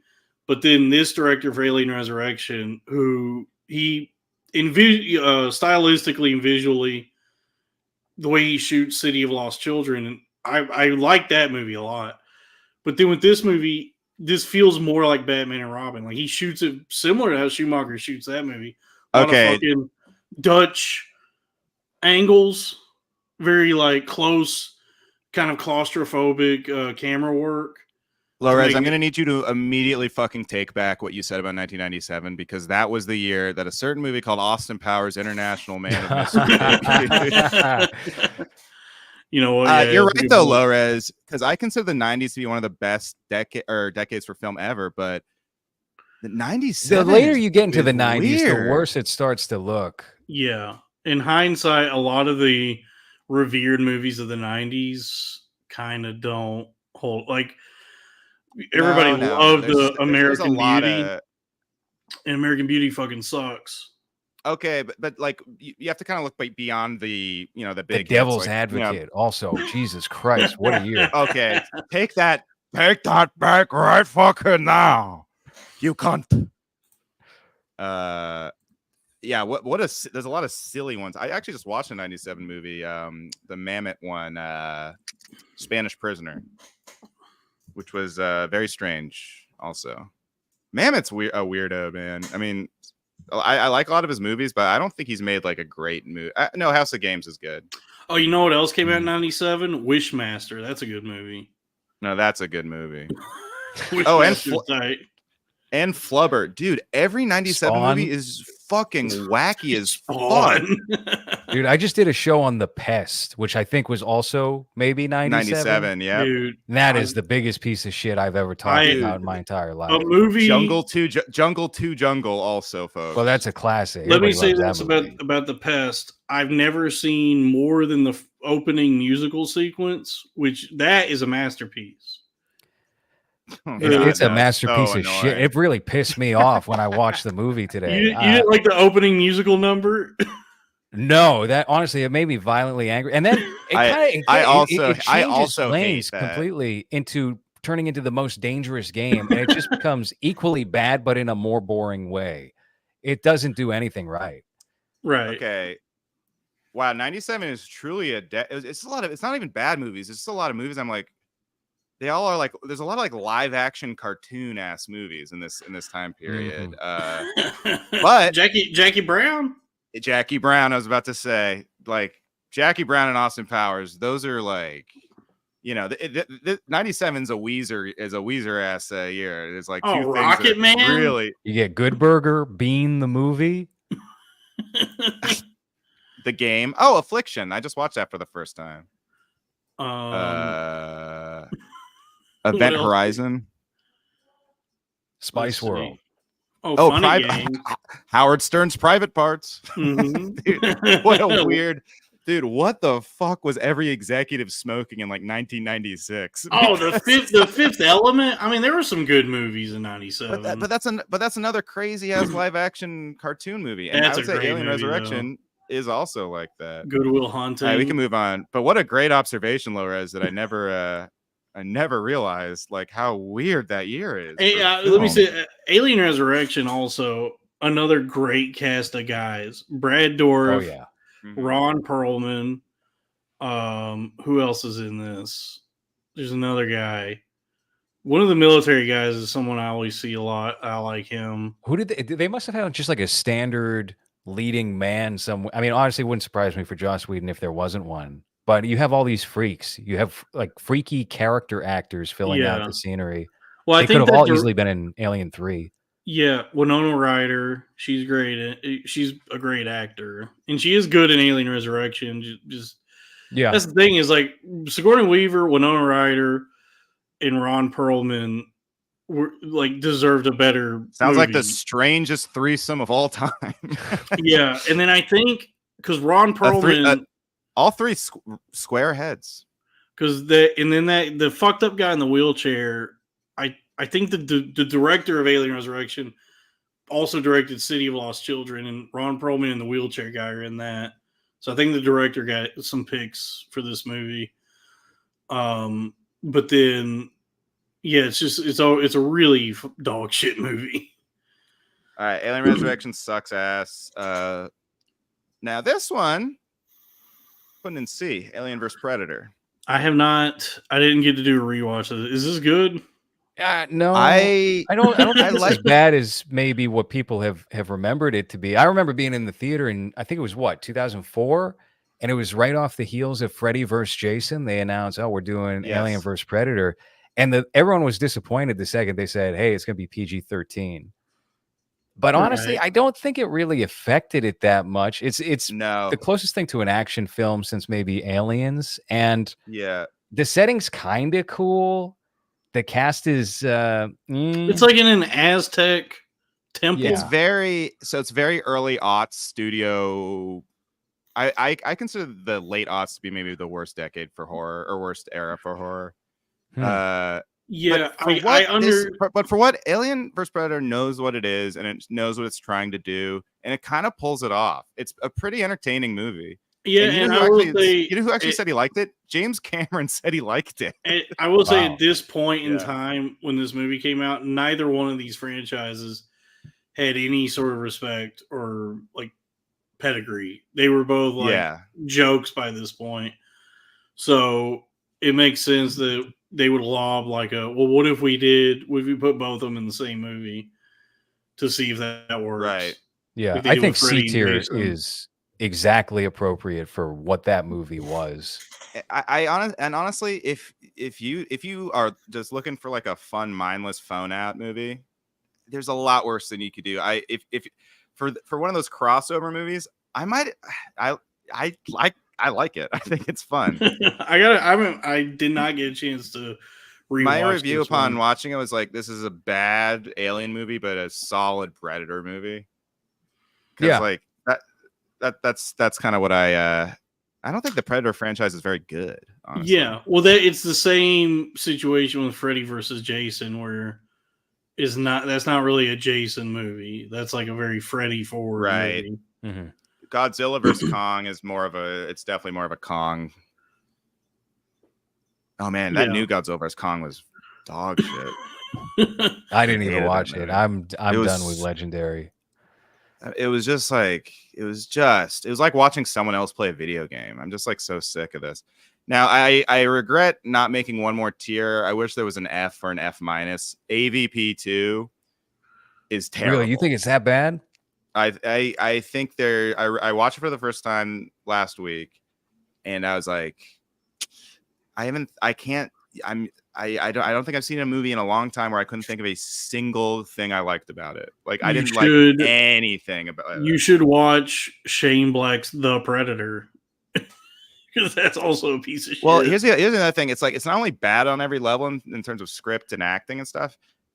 Like it's also like, it's like physically hard to watch because it's like, it's not lit at all. It's like very, it feels like the cheapest of the movies that they produce from either series. It kind of almost has like a made for TV vibe for it at points.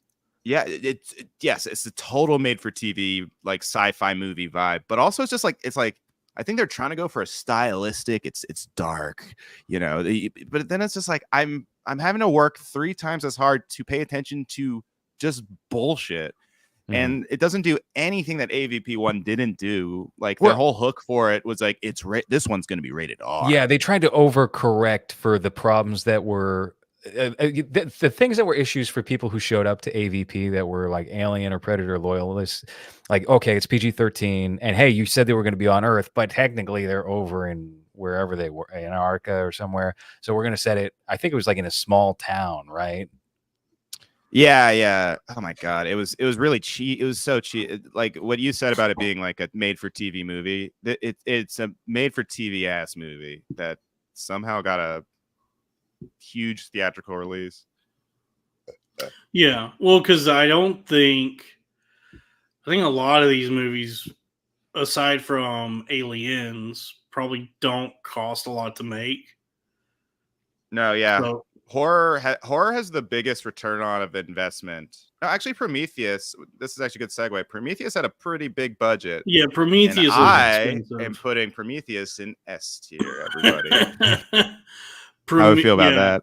Prometheus would have been legendary, much more effective if when it came out, none of us were told that this was an alien movie. Well, they tried to. They were like coy about it, but then they like got cold feet and they were like, "It's an Alien prequel." Everybody, actually, yeah, I think you know the trailer that they trotted out, I thought was so good, and it's kind of the first instance of where you had a movie, and Suicide Squad would do the same thing, where the trailer wows people so much and sets the expectations very high, and then what's delivered is something really stupid, really dumb. And with Prometheus, it kind of promoted itself as this sophisticated, weird science fiction movie. All the strengths that were found in Alien, with like, oh, the engineer and this and that, and we're not explaining any of that. It kind of had that vibe to it, and you had the sound effect from the first Alien that was very penetrating. Yeah. And then you show up to the theater, and it's just kind of a dumb science fiction movie where they try to explain away certain things in Alien, and it doesn't actually really even make sense with what you saw in Alien. But I do like Prometheus. I mean, honestly, I think it's probably, I would put it in the A tier, maybe. It's kind of a shame. You watch the Blu-ray, you see the deleted scenes and the alternate takes, and some of the practical effects that they had for like the guy returning to the spaceship after he's been infected with whatever looks great, looks creepy, and then they swapped it out at the last minute with some CG whatever. And it's, I would say overall the film, and I remember I saw it in IMAX at the time, and I was blown away by how it looked. And I still rewatched it recently. I was like, I can't believe it still looks really, really good. Yeah, and I think I love the David. The David character is maybe the best character in the whole Alien franchise. Yeah, I think that's something that's its greatest strength, and that's something that is like lurks within all of the Alien movies. Is this question of since they have these androids, right? This question of like, what is consciousness? Like, what does it mean to be? Like, what does it mean to be human? What does it mean to be sentient? You know, if you have, like, the first movie presents this sort of quandary, but it's very downplayed. It doesn't really present it as this, that the Ash is so indistinguishable from the crew members that they all thought he was human until they like cut into him and he bleeds milk. And so Prometheus broadens the scope on that idea with David, where that's really the heart of this movie, is like the sort of the humanity question as it pertains to David, this android character. Well, it also takes the it was actually the religion of the founding fathers was deism, which is that God invented us and just deism, left us these alone. Nuts. Deism nuts. Yeah. And it's just so fascinating that Ridley Scott basically did a deistic take on his own like first big hit. And it's basically like, humans fucked up so bad that our creators hate us, basically. And then what we created, this android, also hates us, and we hate it back eventually. I think it has a lot on its mind, and I find it very very ambitious and very interesting. And I love the performances, especially David. I think Numi, what's her name, is like really fucking hot. And I would love to have, if she's watching, I would love to have sex with her. But David hates humanity. So the engineers hate humans because they see us as like a failed experiment. Yeah. David hates humans out of resentment, because he wants to be human. He's in there watching Lawrence Right. of Arabia. He's dying. He's getting his hair did.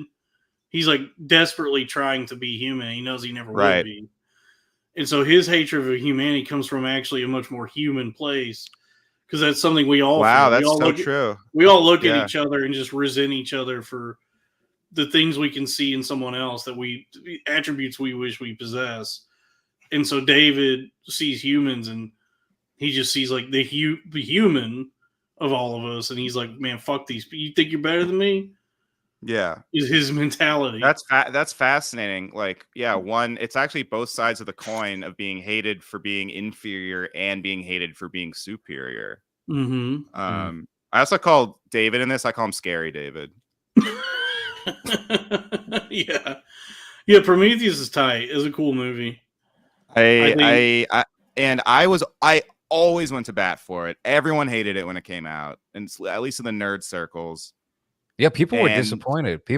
I think there was such a backlash to it that it was entirely because of what the trailer represented, and the movie itself, I think, was pretty solid. Also, it's a frustrating movie. Every alien movie that I've seen that's come out had huge backlash when it came out. Most people because people are very precious, I think, about the first two, but this one especially because people were mad at Damon Lindelof because of Lost. I still think he kind of sucks, but I really like Prometheus. I think the marketing was a big part of it too. And people also hate a mystery box movie that doesn't really answer any of the mysteries. But I thought the mystery was all part of the fun, man.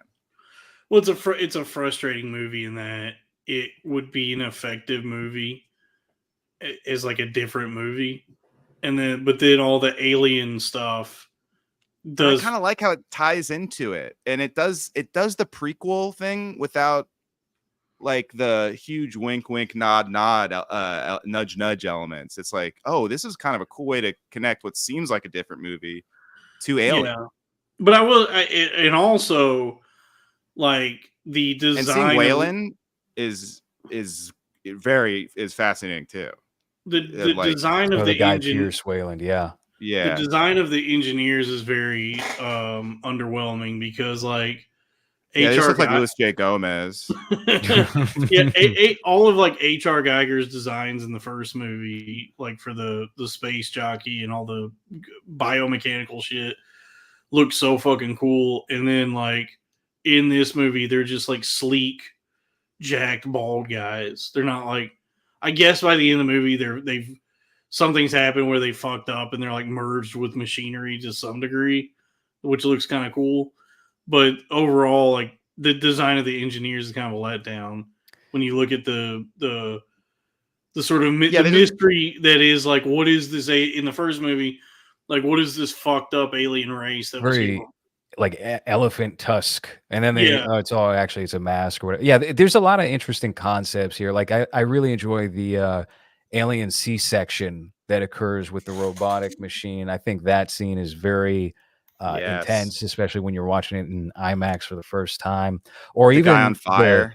Yes, that of course, and the Deacon alien that is introduced at the end, and then nothing really happens with it. Actually, I think canonically they explained it away that the Deacon alien became a mountain. Yeah, I saw that in some comic book. Crazy. Oh yeah, that's right. Yeah, he becomes. See, that's the thing, is it's just such a fascinating original. Like, as much as I love the original Alien, it's not like there's a bunch of original concepts in it. This is Ridley Scott coming up with a bunch of really interesting original ideas, and it's also like he's kind of did what Kevin Smith was trying to do by revisiting his original stuff and doing a new version. But like, if that was actually done out of true, like, I want to go back and revisit because it's not a cash grab. It feels like he genuinely really had more story to tell. Robbie, I hate to break it to you, but I don't think the concept of ancient aliens is that original. I think the idea's been around for some time. But more so just like, I guess it's just a kind of movie I haven't seen before, or not really since, It's a neat movie. It's cool. I like it. It's better than Alien Covenant, I'm gonna put that in the B, maybe. I have a tough one. I enjoy it. I like Danny McBride. I think There's nothing really to say about it. Is the biggest problem. It doesn't really do anything that deviates too far from the reservation. Danny McBride being in it was cool at the time because it was right before he got into horror and started writing those Halloween movies with David Gordon Green, or did anything that wasn't out of his wheelhouse. Yeah, but he still is the best character in it, though. Here's why I'll yeah, defend he it. is. The thing is, I don't think it does anything. Job. I don't think it does anything on the promise of Prometheus, and it really doesn't do anything as an alien movie that we haven't seen before. So I think it's obviously kind of a bridge to a third movie that never got to get made, which he wanted to make. But I also think it makes Prometheus a little bit. Basically, it serves to make Prometheus much better, and I think that's a big reason you're seeing a big Prometheus reconsideration. Is it just kind of explains a lot about how it connects to Alien. And I think David arguing with himself is interesting. And it is a fun movie. It's a rare movie where the last act is the best act. The first two acts are kind of like, I think more than anything, it's a snooze fest. I thought it was boring, dude. Actually, you know what? It's a weird one because I loved it when I first saw it in theaters, and then I rewatched it and didn't like it as much. But then I watched Prometheus and it back to back, and I think that's the best way to watch it. You kind of have to like watch it one boom boom boom.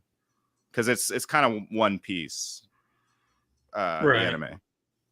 Mm-hmm. Yeah, I think it's just boring. Like out of all of them, this one and Romulus, I just did something about him just did not grab me, dude.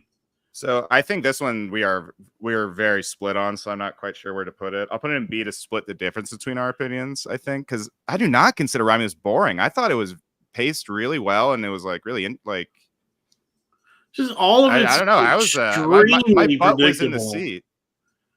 It was predictable, but every horror movie is kind of predictable. Like I immediately was like, "Oh, this android's fucked up." Faulty android. At some point, something's gonna, something will happen where he turns on him. But I would not consider it. But I don't think it was boring. I think it was like a roller coaster ride. Obviously, as Lowres said, pregnant Latina. She's going to give birth to a little monster, even if it's just a Mexican kid.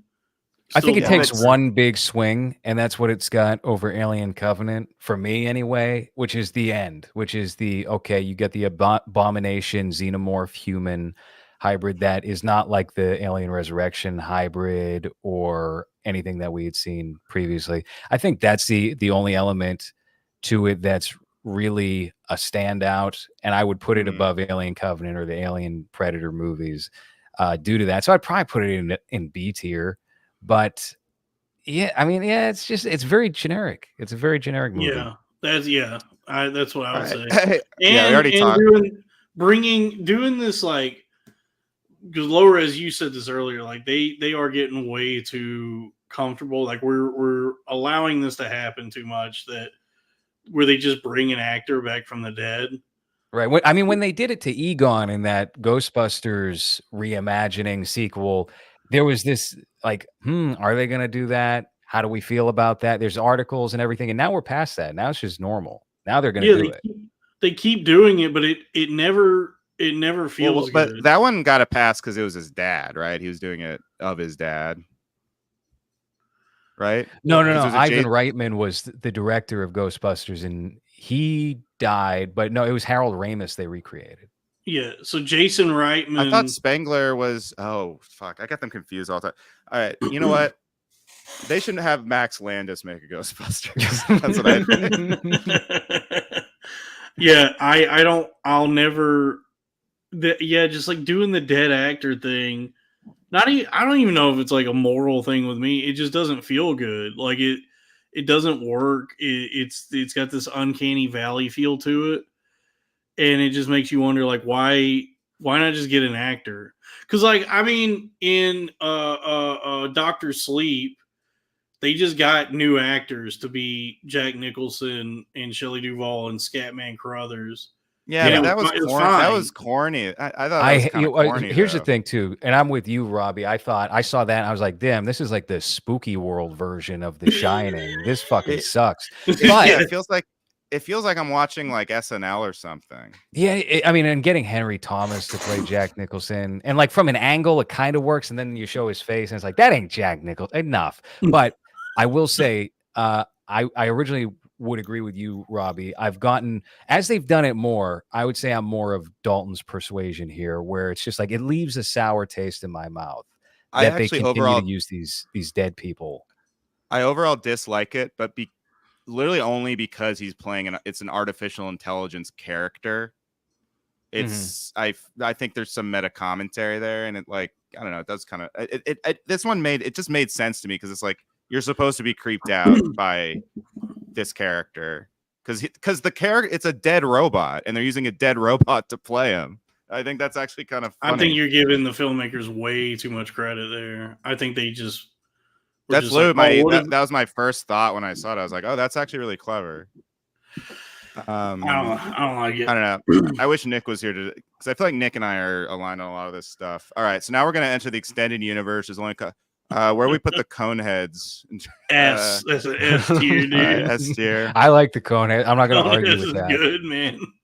And Outcast's Atlians album. Where do we put obviously that? S tier as well. Yeah, you gotta put it there. Rosa Parks is a great song. All right, so you're right. Yeah. All right, we did it, guys. Yeah, amazing. I will say the fucked up alien at the end of Romulus is interesting, and it so that was cool, and that made me remember that the fucked up alien at the end of Alien Resurrection. I did think that was Krakamiko said Atlians is N tier. I did think the way that they killed the it's AT-aliens. What do you say? Oh, I thought it was Atlian. I guess you're right, ATL, because that's what they say. Yeah, I did think that the way they killed the fucked up alien at the end of Resurrection was cool, where he gets sucked through like a small hole in the window. Mm-hmm. Pause. That was like a weirdly heartbreaking scene in the movie because she has this connection to it, like as a mother, and he's getting like all of his innards are getting sucked out through this like hole in the window. All of his inwards? Yeah, all of his inwards, and she just has to watch her son get spooled into space. That was cool. But then with Romulus, you don't have that sort of was ethos or pathos, whatever it is. Because like Romulus introduces the similar idea where the pregnant Latina gives birth to a fucked up alien, but she's immediately like, get the fuck away from me. But what makes it interesting when that happens is that in spite of giving birth, I'm calling it Atlians forever now. You know what? You should. That's a fun way to call that out. It's less syllables. So all the times we all talk about Atlians. Yeah, but when you do, you're welcome, Erica. When you do like a Rosemary's Baby thing where a mother gives birth to some fucked up demon monster, what makes it interesting is that in spite of the fact that she's given birth to this like abomination, she still has this connection to it. And we didn't get that in Romulus. Like she immediately is like, get this the fuck away from me. Even though it was not a chest burster, she gave vaginal birth through her vagina to this alien. Yeah. And Joe Rogan. Yeah. And so I thought that was like, so now it's just a different monster. We don't get this like dynamic between the mother and the monster that she gave birth to. It's just like, oh, here's another fucked up thing to look at. So I agree. Mm-hmm. And that's a thing. Like my criticism of it is there's just not that much. It doesn't have a lot on its mind. I think it's only trying to entertain and be a roller coaster ride. But that's why I just don't think it's boring. I just don't agree with that. But I do agree with what you said about, the characters and the character reaction to giving vaginal birth doesn't, it doesn't feel like the writing was very deep on that.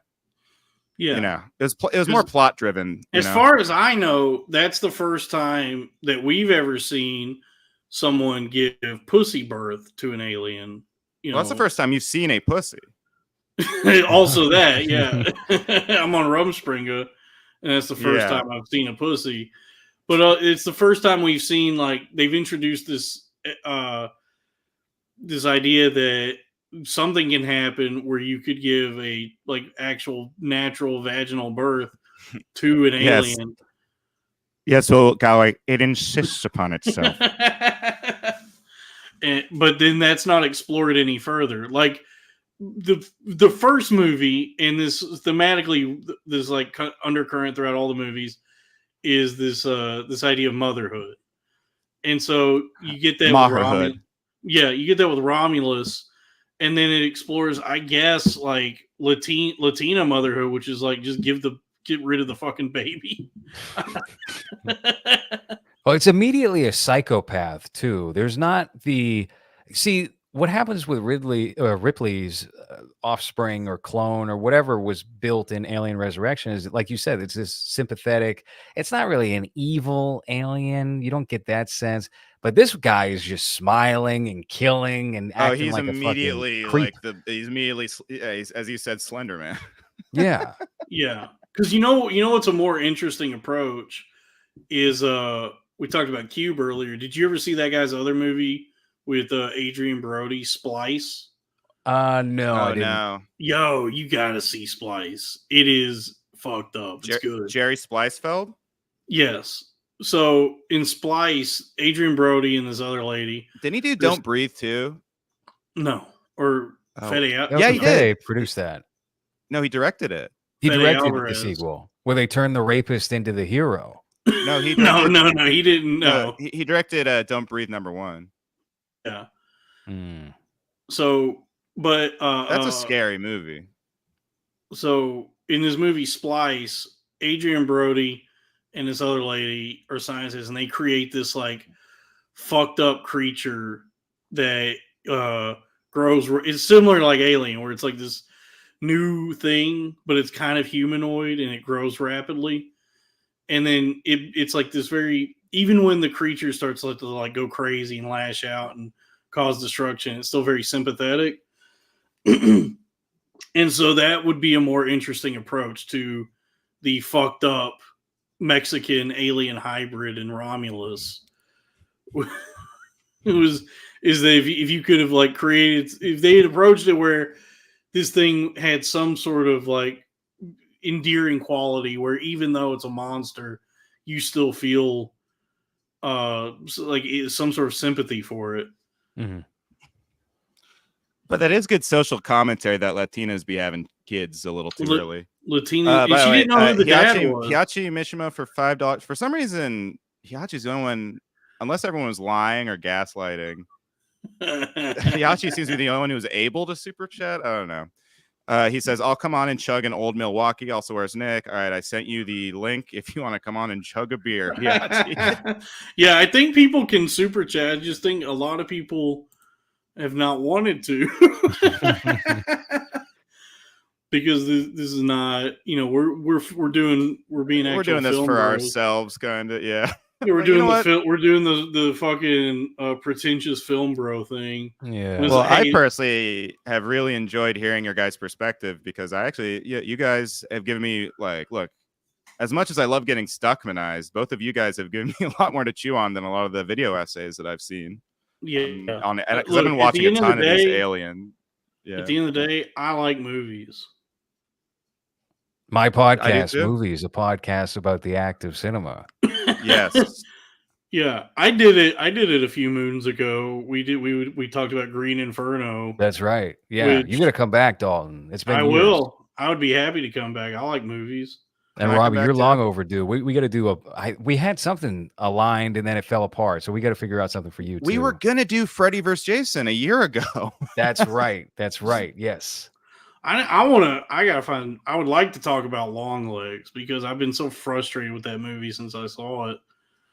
I think there's definitely an opportunity. We kind of glossed over it when we did our episode about it because Hans, my co-host, didn't watch it. So it's just me ranting about it, Well, we can figure something out. Lowres, I have not stopped thinking about it. I feel like every time Lowres, please have Krakamiko on to talk about it. You know what? I need a break after The Pest. I don't know if I could do Leguizamo then Jamie Kennedy back to back. Well, you know what? That is the official Crowder Boys offer. We will come on and do all Wigger movies. We'll do 8 Mile. We'll do Malibu's Most Wanted. I just did a Hood Classics episode that dropped today. Maybe we do Wigger Classics. 8 Mile is actually Okay. good, in my opinion. Yeah, White Men Can't Jump is another good Wigger classic. Yeah, I think there's Malibu's Most Sony Wanted. Pictures classics, and there's Wigger classics. I think Malibu's Most Wanted. But is also, probably I could better just than The Pest. yeah, The Pest sucks, Dalton. I'm sorry. I didn't say The Pest was good. I've never seen it. I've only seen the first like 2 minutes. It's a truly repulsive picture. I'm not a fan either. It looks terrible. I just like that. I've never seen a movie do that before, where it opens with I guess musicals do this, but it's not a musical movie. But it opens with like a chorus, the way a play would have like a Greek chorus where Leguizamo raps what the movie is about. I think you're overselling it now. I think it's literally just John Leguizamo rapping in the shower wearing a different disguise every 4 seconds. Yeah, maybe. And by the way, they replay it at the very end when the beginning of the end credits start, so you get it twice. All right, folks. Oh, we nice. got Hiyachi Mishima, the king of the Iron Fist. He's about to chug. How do I do Old solo? Milwaukee. Get him back on screen. How do you do it? No, Oh, Robbie, get him back on screen. Robbie. There we go. Let's go. Powerful. Hell yeah, dude. Now this is a Wigger. This is a Wigger classic. I'm not gonna lie. Oh, Krakamiko said Rudy is technically a Wigger classic. That is true. True. Nice. Let's Good go. job. Yeah, well done. Thank you, buddy. Thank you, King of the Iron Fist, Hiyashi Mishima. Yeah. Mishima, another great one. Oh, so me and Nick Oldershaw, Judah Friedland. Remember when we did the Paul Schrader film filmography episode? Lowres, that was pretty great. That was tight. And you know, we could wind up doing a sequel. I feel like we only wound up covering half of his movies. Yeah, I just watched Affliction. I don't think we talked about that on that episode. Affliction might be his best movie. All right. Dude. All right. And thank you, King of the Iron Fist. I have banned him from this. Uh-oh. Changing it up. Oh boy. All right. Thank Damn, you, this was fun, Hiyachi. dude. That I was like sick. movies. Me too. I love movies. Well, thanks, guys. Thanks for coming on the Robbiewood. I'm gonna try and do these more often. Hopefully, get you guys whenever. Dude, do Predator next, dude. I can't wait for you to watch Okay. Shane. You know, You we do a did Predator? we missed one little nugget. I know it's unofficial, but what's official these days? They just had a CG Christopher Reeve in The Flash, right? But what about Batman Dead End featuring the Alien and the Predator? What's Batman Dead the fan End? film? The fan and Boner from Growing Pains. Well, you know what? All Rest right, in we'll do a sequel to this and do the Predator franchise, and I can't will wait look for up you to whatever the watch. hell this is. Yeah, I can't wait for you to watch Shane Black's The Predator. It is an astounding piece of shit. Dude, I always like Shane Black too. I've heard that consistently that movie is atrocious. I wanted to like it. I did an open mic at Rodney Dangerfield's new club today, and The Predator was just on TV next to like a portrait of Rodney Dangerfield. And I was like, this is a very funny juxtaposition of images. It has all the hallmarks. Like it has all the notes of a Shane Black movie, but it also sucks. It's fucking That's a shame because it seems great to me. I don't know. Yeah, like first I do off, like Shane Black. Nobody should ever cast Olivia Munn to act in anything. She shouldn't be in Me-too'd movies. him after that movie. She was like, yeah, he hired his pedophile friend to be in the movie, and then Shane Black had to like apologize. I guess there was a pedophile in the movie. Yeah, her and dude. I mean, it's tragic, but Keegan Michael Key also probably should not act in things. He is way too distracting. Olivia Munn, remember her whole thing was like, I'm the nerdy girl, and she just totally dropped that. Like yeah. Well, Well, they. Oh, do we lose? Oh, Yeah, we'll do. Hey, if we ever do a Predator, What the fuck? Where are the balloons? Balloons. If we ever How do come a you can- Predator retrospective, we'll talk about dude because it is. It's such a surprisingly awful movie considering it's Shane Black. I think only Canadians could super chat because the only two people who could super chat were Canadian Crackamico dollars. Lowres is frozen. Oh, we lost Lowres. Oh no. Well, Lowres, thank you for coming on. We can wrap it up. Lowres, thank you for coming on. Everyone, check out his podcast Movies. He also has a really funny Facebook page and his Twitter. And he's a great filmmaker. So keep on the lookout for his projects coming out. Yeah. And Dalton? Yeah. Give me money. So subscribe to the Crowder and balloons. The Crowder Boys, obviously, is me, Robbie, and Crackamico. YouTube.com/@thecrowderboys. Patreon.com/thecrowderboys. I gotta give you guys your Patreon money. I gotta get that fucking check deposited. I should have linked my bank account much earlier. Sorry, but please subscribe to all that. And then we got back in time.